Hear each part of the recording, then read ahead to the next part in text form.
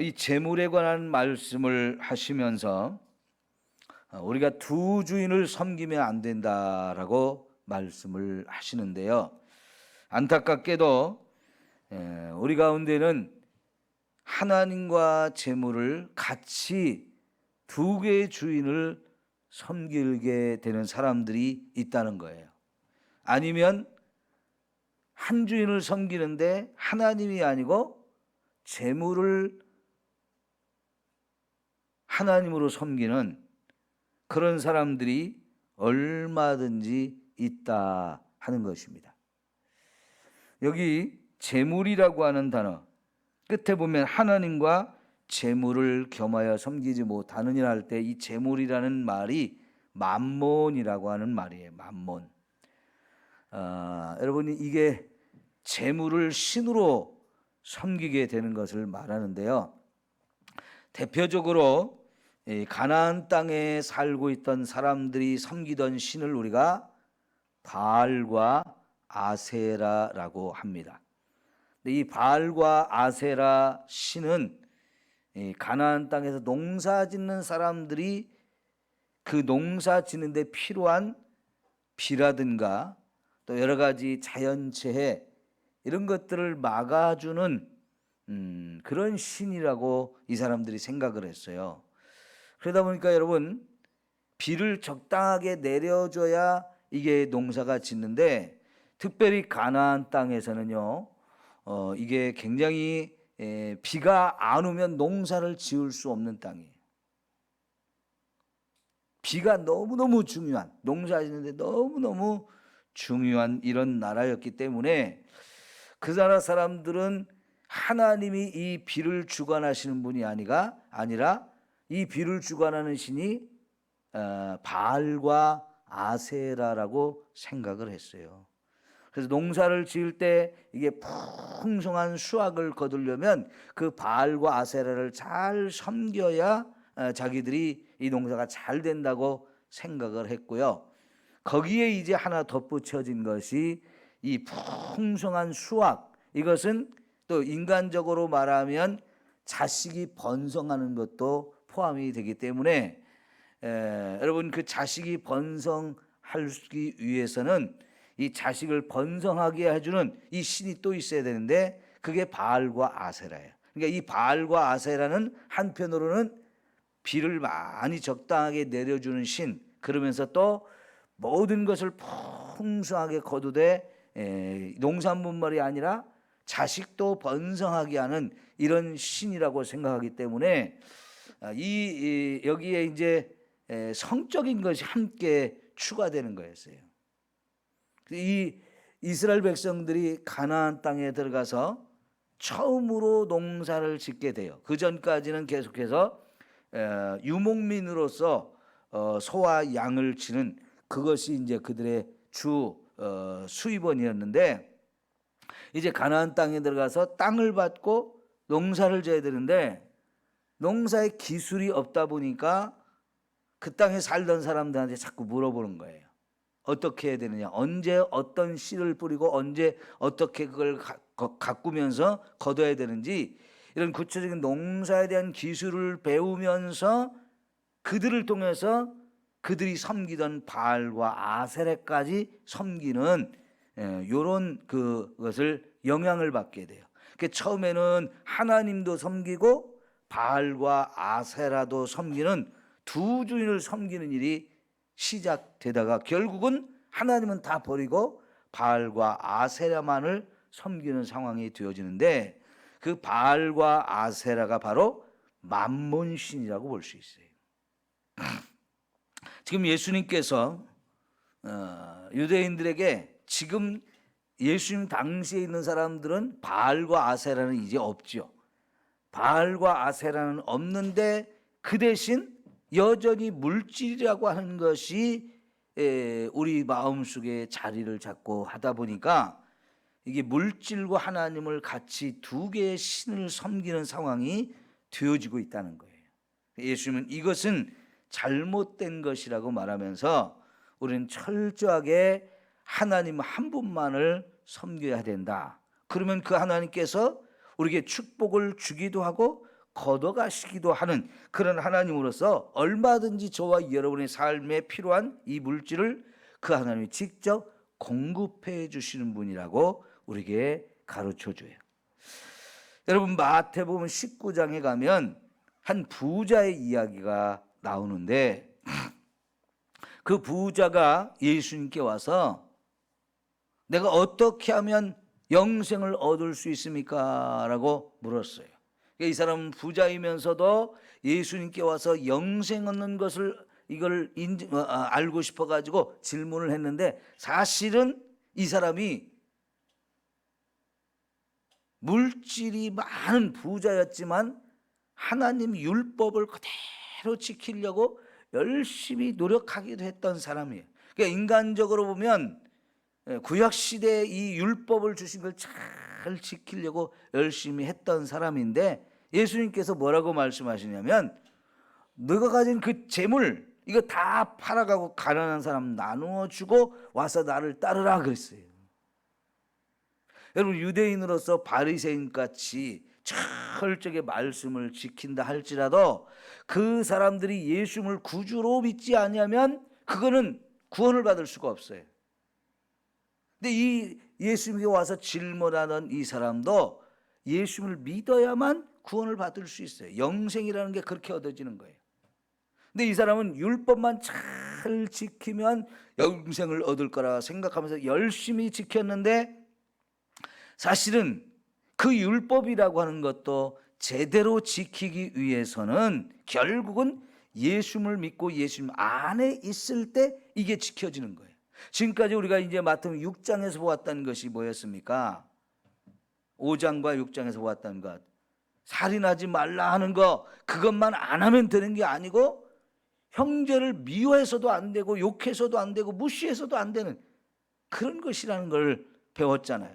그러니까 아무리 우리가 율법을 잘 지키려고 노력해봐도 우리 율법을 지킬 수 없는 사람들이기 때문에 그 율법을 제대로 지키려면 예수님을 믿고 예수님 안에서 우리가 이걸 지키려고 할 때 하나님의 은혜로 이게 하나님이 지킨 걸로 인정해 주시는 거죠.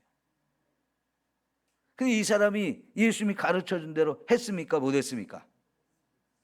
못했어요. 왜요? 물질을 너무나 좋아하니까.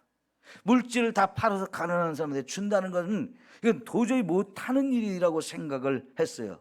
그래서 그 사람이 고민하며 갔을 때 제자들이 물었죠. 예수님, 그럼 누가 하나님 나라 갈 수 있습니까? 그때 예수님 뭐라고 했어요? 부자는 천국에 가기가 얼마나 어렵다고 그랬어요? 낙타가 바늘기로 들어가는 것보다 더 어렵다고 그랬어요. 여러분, 낙타가 바늘기로 들어갈 수 있나요? 아무리 낙타를 줄이고 빼짝 마르게 다이어트를 시킨다 해도 그건 들어갈 수가 없는, 불가능한 거죠. 그러니까 이 사람처럼 부자가 되면 그 물질에 대한 욕심 때문에 결국은 천국을 포기하는 사람이 되어진다는 얘기예요. 이 사람은 하나님보다 물질을 더 사랑하는 사람이에요. 이게 두 주인이 되는 거죠. 아니, 아예 이제 하나님을 물질 때문에 버려서 하나님이 있어야 할 자리에 물질이 있어지는 거예요. 이런 사람 못 가는 거예요.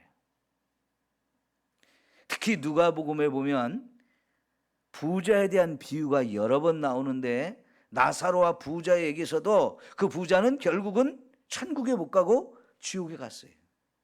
또 어리석은 부자의 얘기도 보면 농사를 지었는데 막 더 풍성하게 열매가 맺어가지고 쌓을 곳이 없으니까 창고를 막 더 크게 지었다고 그랬죠. 그래 놓고 내 영혼아, 이렇게 많이 이제 수확이 거둬졌는데 마음껏 먹자 놀자 해라. 그런데 예수님 뭐라고 했어요? 오늘 밤에 내 영혼을 하나님 불러가시면 그 재물이 다 누구 것이 되겠느냐 하면서, 이런 사람이 정말 어리석은 사람이라고 말해요. 이런 사람들이 다 두 주인을 섬기든가 아니면 하나님을 떠나서 재물을 하나님으로 섬기는 사람이다 하는 거지요. 자, 우리 야고보서 5장을 한번 찾아봅시다. 야고보서 5장 1절부터 6절까지 보겠습니다. 신약성경 저 뒤쪽에 374쪽입니다. 신약성경 5장, 야고보서 5장 374쪽 1절부터 6절까지인데요. 한번 봅시다. 들으라 부한자들아, 너희에게 이 말 고생으로 말미암아 울고 통곡하라. 너희 금과 은은 녹이 슬었으니 이 녹이 너희에게 증거가 되며 불같이 너희 살을 먹으리라. 너희가 말세에 재물을 쌓았도다.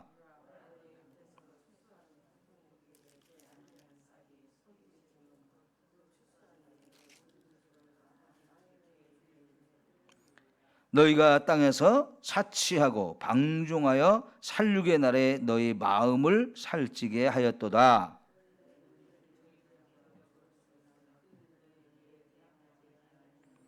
자, 여기 하시는 말씀이 부자들에게 하시는 말씀이에요. 그 부자들이 꼭 들어야 될 말씀인데, 너희가 이 말 고생으로 말미암아 울고 통곡하라. 부자들인데 세상에서는 아무런 고난이 없을 것 같은데 하나님은 경고하기를 이런 부자들에게 고생할 날이 온다는 겁니다. 그날을 생각하고 통곡하고 울어라 그랬어요. 왜 그러냐면 너희가 재물을 쌓아놨는데 그 재물이 썩고, 너희가 아무리 그 재물로 좋은 옷을, 멋있는 옷을 사 입어도 그게 다 좀이 먹어버린다는 거죠. 그리고 너희가 금과 은이 있는데 그거 쌓아놨는데, 여러분 금과 은이 녹이 슬겠습니까? 근데 분명히 하나님은 녹이 쓴대요. 그리고 그 녹이 나의 살을 먹어버리게 된다는 거예요. 자, 그러면서 너희가 말세에 재물을 쌓았다. 말세에 재물을 쌓았다. 여러분, 우리가 마태복음 6장에서 재물을 땅에 쌓지 말고 하늘에 쌓으라 했는데, 요게 이제 땅에 쌓아둔 것을 말하는데, 그 쌓는 것은 단순히 저금하는 게 아니고 물질을 잘못 사용하는 거라고 그랬죠. 그 구체적인 예가 4절 보니까, 보라 너희 밭에서 추수한 품꾼에게 주지 아니한 싹시 소리 지른다. 그 추수하는 자의 우는 소리가 만군의 주의 귀에 들렸느니라. 그러니까 여러분, 이 사람이 부자가 되기 위해서 다른 사람 일 시켜놓고도 품삯을 제대로 안 준다는 거예요. 그 다음에는 뭐냐면 너희가 땅에서 사치하고 방종하였다. 그러니까 그 물질을 가지고 내가 사치하는 데 사용하고 죄 짓는데 나를 위해서만 방종하게 썼다는 겁니다. 결국 그래서 그 물질로 먹고 입고 마시는 데만 사용하다 보니까 내 마음이 살찐 것 같은데 그게 다 죄라는 거예요. 하늘에 쌓아두는 그런 일은 하나도 못했어요. 나 자신을 위해 쓰고 세상에 남의 것까지도 빼앗고 말이죠. 사치하고 방종하고 죄짓고 이런 일을 하게 되었다는 거죠. 그래서 결국 6절에 보면 너희는 의인을 정죄하고 죽였느니라 그랬는데요. 이 돈 가지고 위세를 떨면서 가난하고 힘든 사람들 무시하고 그들을 정죄하고 그들을 고통을 받게 하는 그런 것까지 했다는 거죠. 이게 바로 물질을 하나님보다 더 섬기는 사람의 모습인데, 여러분 출애굽기에서 십계명을 말씀하실 때 십계명의 첫 번째가 뭐예요? 나 외에 다른 신이 있게 하지 말라 그랬어요. 재물이라도 아무리 우리에게 소중하고 우리에게 필요한 재물이라도 그것이 하나님의 자리를 차지하게 되면 안 돼요. 하나님만큼 사랑해도 안 되고요, 하나님보다 더 사랑해도 안 돼요.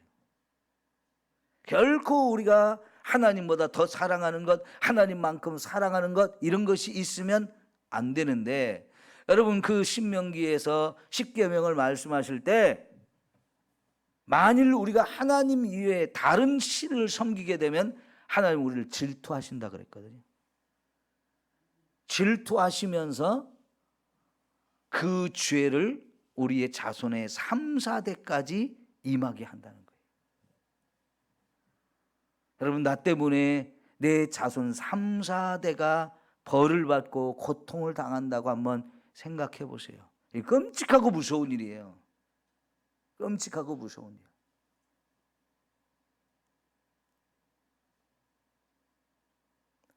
여러분, 예전에 신창원이라고 하는 아주 악명 높은 죄인이 있었죠. 특별히 감옥에서 탈출을 해가지고, 여러분, 우리나라 감옥 탈출하기 쉽지 않거든요. 그 감옥에서요, 쇠톱을 훔쳐가지고 감옥의 창살을 계속 조금씩 이거 잘라가지고요, 거기서 탈출을 했어요. 탈출을 해가지고 한 3년 거의 가까이 숨어 지내다가 잡혀가지고 또 감옥에 간 사람이잖아요. 그 사람이 어렸을 때 죄를 범했는데 14살 때 죄를 범해가지고 경찰에 잡혀가서 조사를 다 했는데요, 벌을 줄 나이가 아니라서 14살짜리라서 풀어줬대요, 경찰들이. 근데 그렇게 경찰에 풀어준 아들을 아버지가 이놈은 그냥 두면 안 된다고 감옥에 집어넣어버렸대. 소년원에. 얘는 감옥에 가둬달라고 소년원에 집어넣었대요. 세상에 그런 아버지가 있을까요? 그래서 소년원에서 더 큰 죄를 이렇게 배워가지고 나와서 계속 죄를 짓고 해가지고 평생 얘는 감옥에서 못 나오는 무기징역수가 됐어요. 여러분, 부모라면 자식을 좀 잘 사랑하고 길러줘야 되는 거 아니에요? 근데 부모가 이 자식을 그렇게 사랑으로 길러주지 못했거든요. 그러니까 이렇게 평생 감옥에서 나올 수 없는 사람이 되었는데,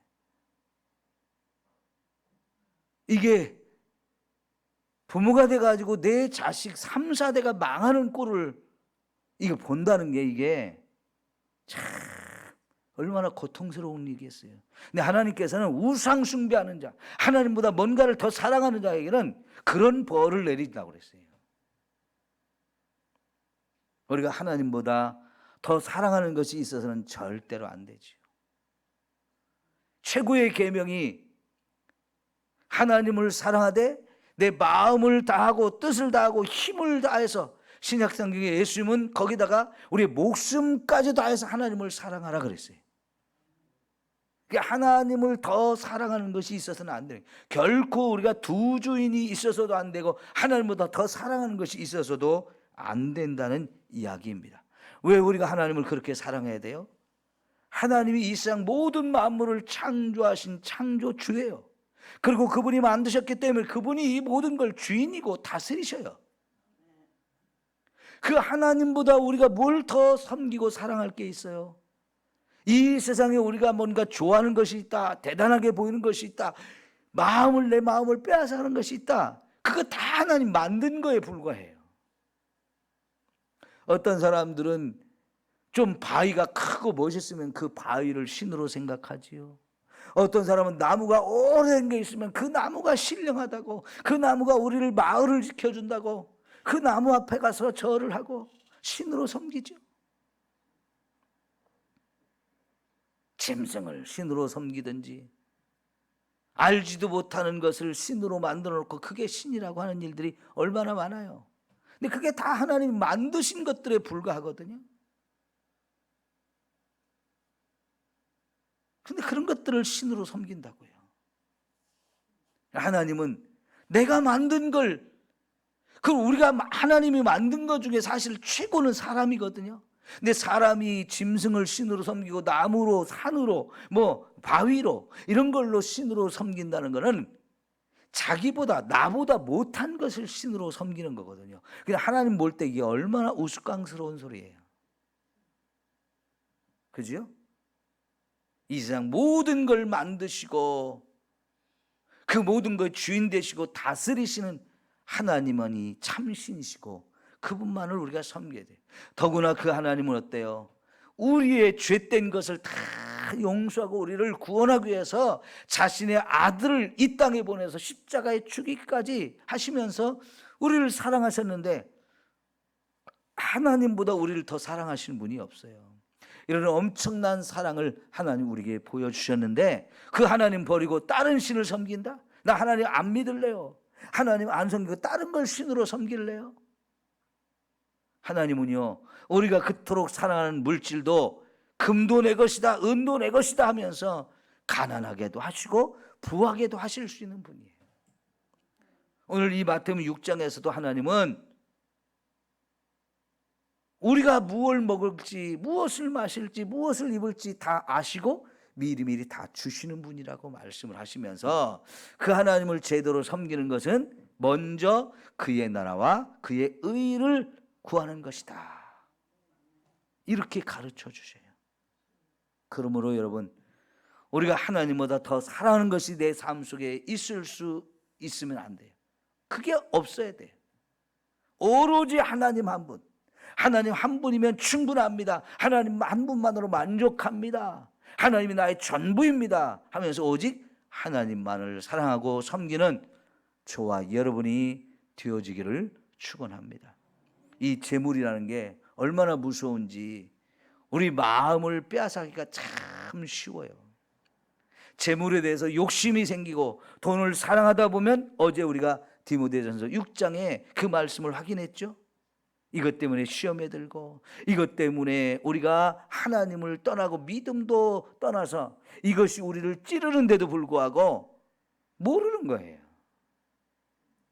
그만큼 무서운 게 재물이기 때문에 이 재물에 대해서 저와 여러분이 욕심을 내버리고 하나님만을 섬길 수 있는, 오직 하나님 한 분만으로 만족할 수 있는 저와 여러분이 되어지기를 축원합니다.